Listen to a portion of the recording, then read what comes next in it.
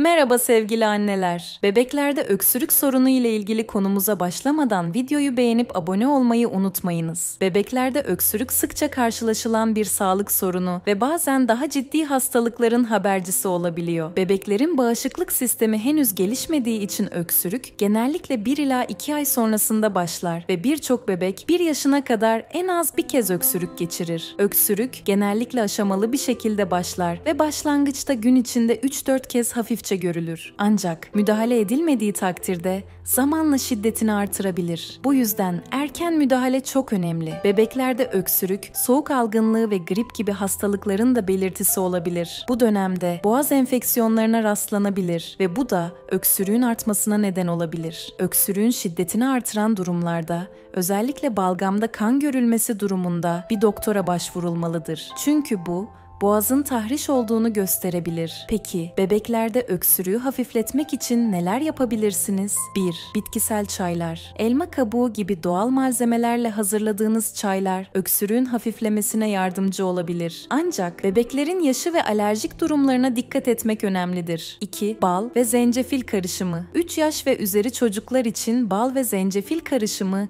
iyi bir öksürük giderici olabilir. Fakat bu karışım 1 yaş altındaki bebeklerde kullanılmamalıdır. 3. Tereyağı. Tereyağı, bebeklerin öksürüğünü hafifletebilir. Ancak alerji durumlarını göz önünde bulundurarak kullanmalısınız. 4 ılık banyo, bebeğinize ılık bir suyla banyo yaptırıp sırtını ve boynunu nazikçe ovalamak nefes yollarını açacak ve öksürüğün hafiflemesine yardımcı olacaktır. 5. Nemli hava. Özellikle kış aylarında odanın havası kuru olabilir ve bu da öksürüğü artırabilir. Bebeğinizin bulunduğu odada nemli hava sağlamak için bir nemlendirici kullanmak öksürüğün rahatlamasına yardımcı olabilir. 6. Yüksek baş pozisyonu. Bebeğinizin uyurken baş kısmını biraz daha yukarıda tutmak nefes almayı kolaylaştırabilir. Yastık yerine bebekler için özel olarak tasarlanmış baş destekleri kullanılabilir. 7. Bol sıvı tüketimi. Bebeğinize bol sıvı aldırmak boğazının yumuşamasına yardımcı olur ve öksürüğün hafiflemesine katkı sağlar. Su,